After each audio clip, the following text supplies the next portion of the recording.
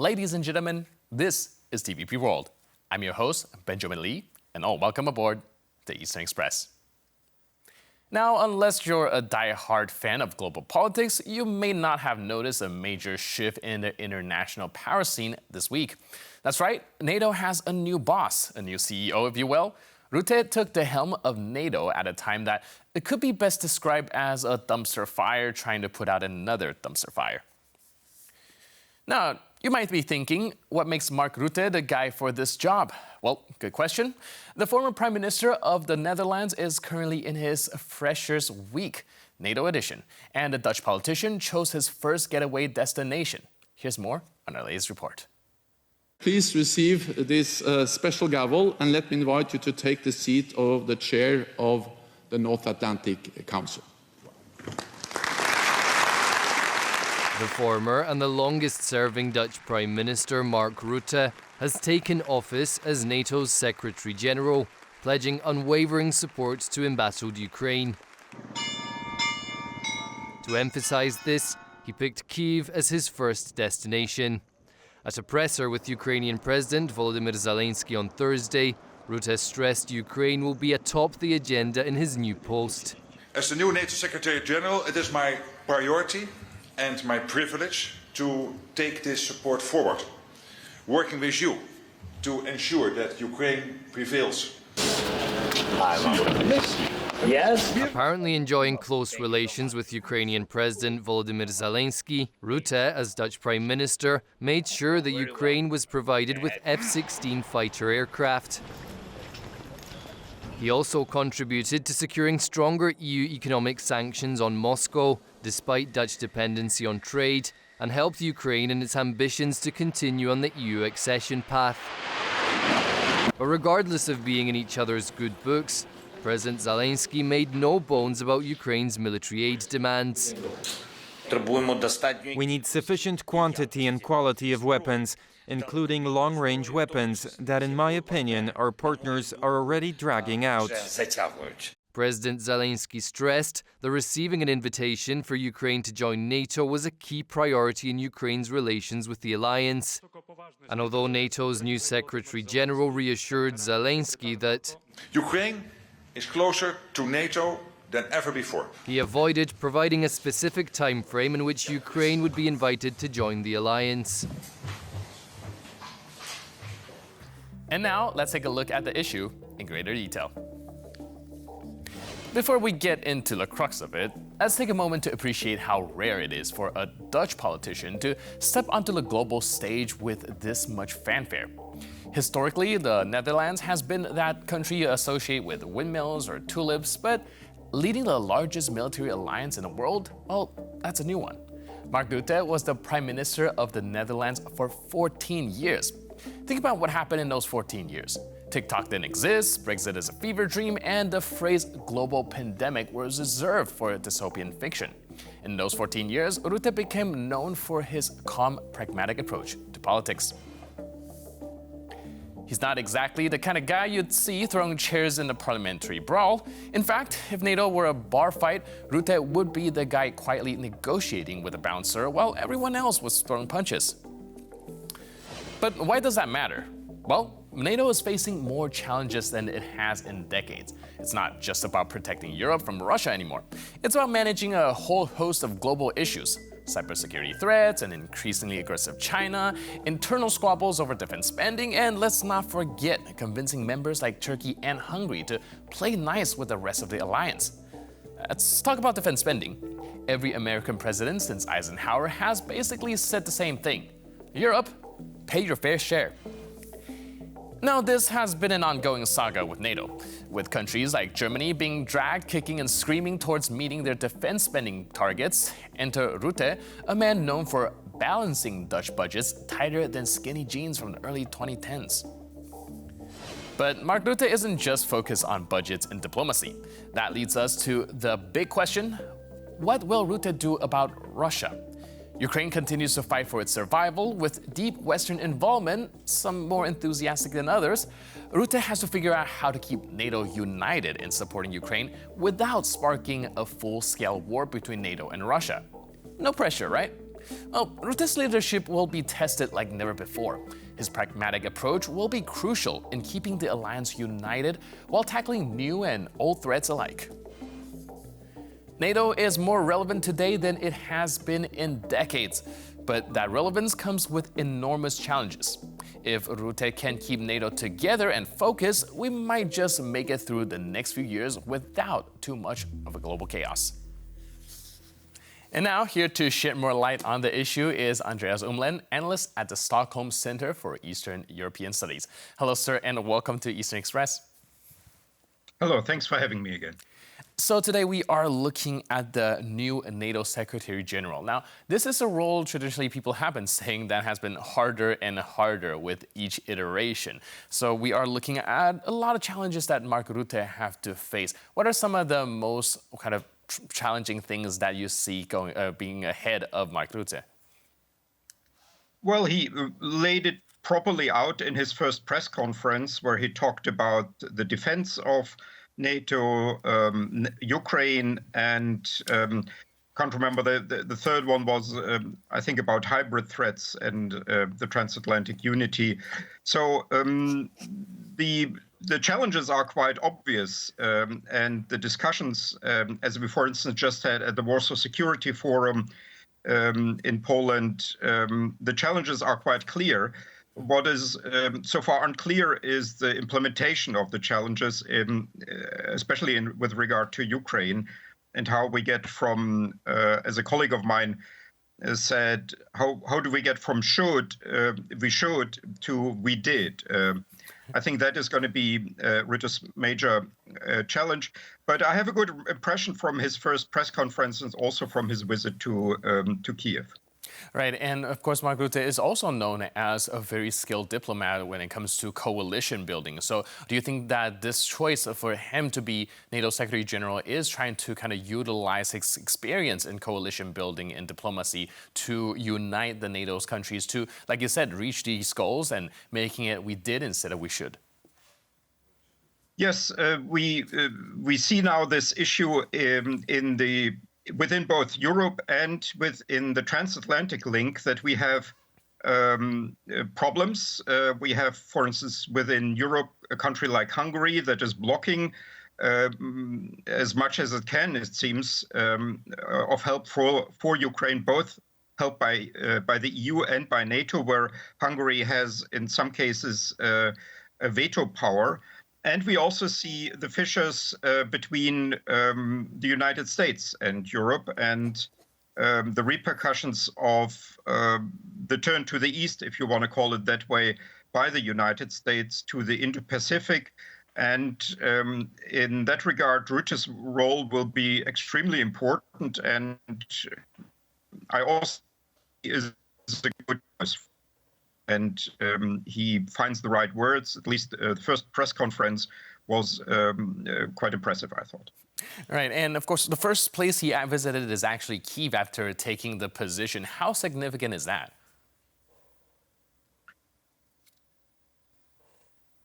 No, and it's above all, of course, a signal to the Ukrainians, but also a signal to Moscow. I suspect it may also be a reflection to the fact that in 2014, a Malaysian airliner was shot down by the Russian army over eastern Ukraine, the MH17 flight, where many Dutch citizens were killed, including children. And this has been the largest mass killing of Dutch people since World War II.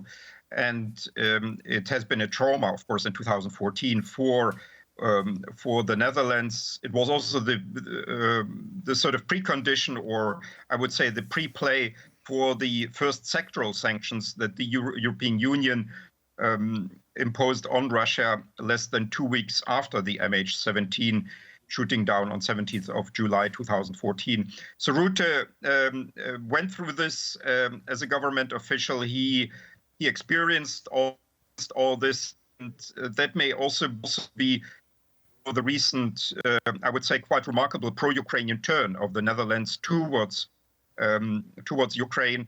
And also in that regard, I think Rutte is for the NATO alliance. Right.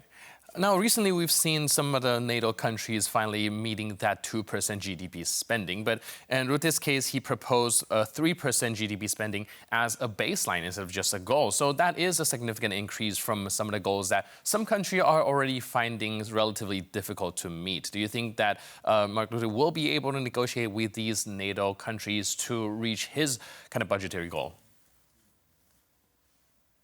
I think that will depend a lot on public relations and on people like in media, in think tanks, how well we will succeed to actually communicate to our publics that we are living in a new world, that what happened in 2022 is indeed a Zeitenwende, as it's called in German, a change of epochs, of eras, and that we are not living in this old world to which we have become accustomed to after the breakup of the Soviet bloc and the end of the Cold War.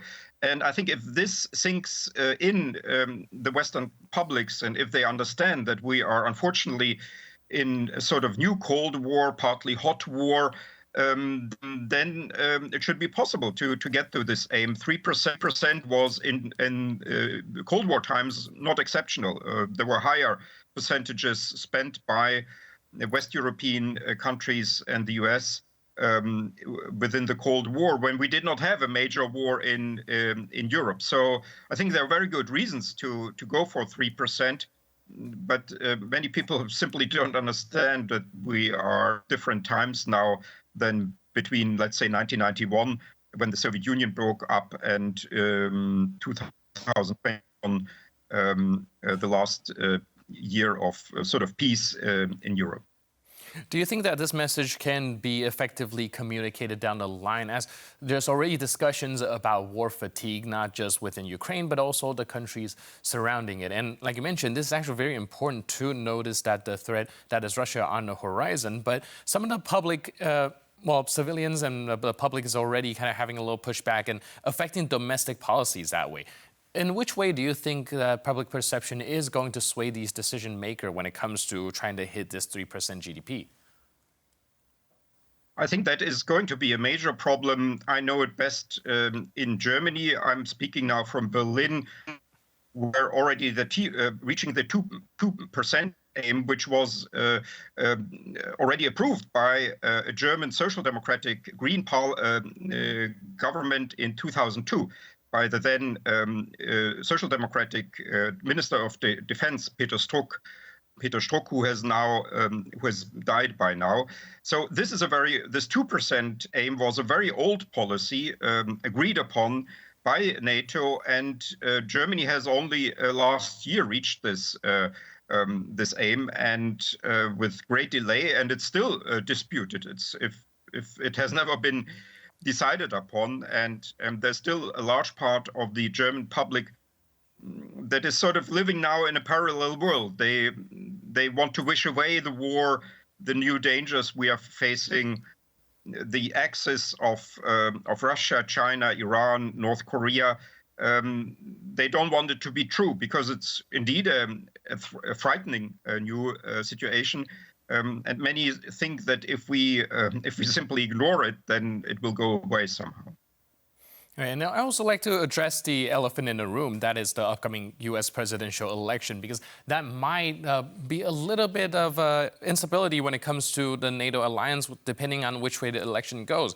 Of course, Mark Rutte is known for, well, a lot of people attribute kind of diffusing the tense situation between NATO and Donald Trump back in 2018. Do you think that his choice, well, him being the NATO Secretary General, is a choice that have taken this into account, and perhaps he being the one that might possibly be able to have a dialogue with Donald Trump if he becomes the next president of the United States?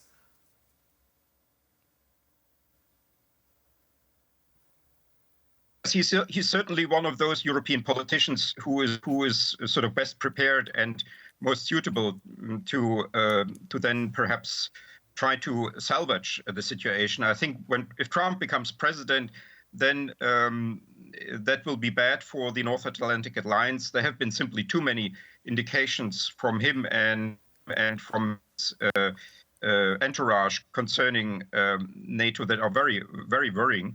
And And then we will see how the situation in this, I would say, worst-case scenario develops in the U.S., how much Trump will, like during his last presidency, be sort of contained by the American institutions, by the more hawkish and realistic members of his party or leaders of his party, and how much he will fulfill the obligations that the U.S. has within NATO. And then Rutte is, of course, a good communicator and negotiator for this situation. I guess that was also one of the reasons that he has been put into. All right, thank you so much for all your input and insight, and thanks for being with us on TV World. Really appreciate it. Thanks for having me. Cheers.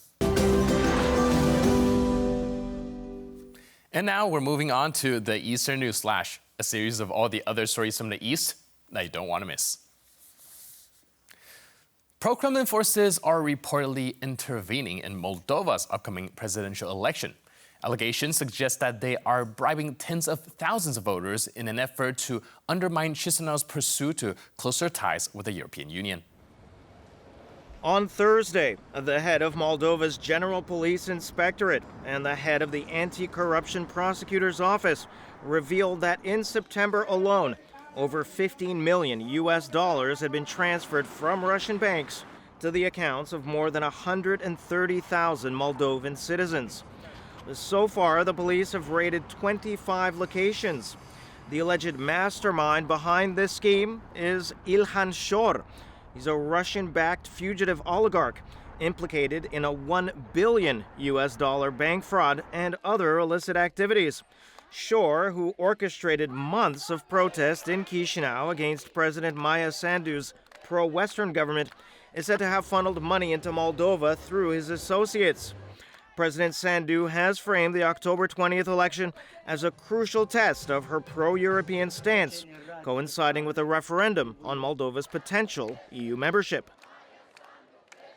In Georgia, political tensions are rising as the Georgian parliament speaker has signed a controversial bill limiting LGBT rights after the president refused to do so. On Thursday, Shalva Papuashvili of the ruling Georgian Dream Party signed into law a bill that bans public gatherings advocating for the right of individuals to identify as a gender other than their biological sex and prohibits rallies promoting same-sex orientation or relationships. The signing took place following Georgian President Salome Zurabishvili's refusal to endorse it a day earlier. Now, although constitutionally valid, the decision of Papuashvili, who is also the bill's co-sponsor, underscores the deeply polarized political environment in Georgia. Georgian Dream is at odds not only with Zurabishvili, but also with the political opposition, which has been boycotting parliament for months in the lead-up to the elections scheduled for next month. Kazakhstan's nuclear referendum is approaching, with indications that Astana is determined to secure the outcome they want, a yes vote. Kazakhs vote in a referendum on Sunday to decide whether their country will get a nuclear power plant near Lake Balkhash. Now, despite polls showing a slim majority supports the construction, authorities don't want to run the risk of losing. So over the past week, police in Almaty and Astana have allegedly detained at least 16 activists critical of the nuclear project. Some of these activists had their homes searched, and while some were released on bail, others remain in custody. Authorities alleged the activists were plotting to incite mass riots in major cities. Officials also claim to have uncovered extremist propaganda opposing nuclear power and evidence that the detainees were prepared to use violence to stop the construction of the plant. Associates of the activists debunk these accusations. In addition to these detentions, authorities in 6 major cities have reportedly denied permits for protests against nuclear power. And finally, in Kyrgyzstan, a surprising development for criminals. The government is considering ways to make their life of repentance more comfortable if they can afford it. Kyrgyzstan's cash-strapped government is exploring a new way of patching up its coffers. by adding a touch of luxury to punishment. According to a report by Current Time Channel, prisoners with the means to pay may soon enjoy a plus option to serve their sentences in comfier cash money cells. Now, likening the standard offered by this incarceration scheme to that of a sanatorium, the deputy head of Kyrgyz Penitentiary Service said, "Why not?" to the idea, pointing to Ukraine, where, in his mind, similar practices are implemented. Well, contrary to his belief, in Ukraine, this option is available only for individuals in pre-trial detention. Critics fear a spike in corruption in the penitentiary system should a business class for prisoners be introduced. And that's all on this episode of Eastern Express. But for more news, update, and commentary, please stay tuned to TVP World.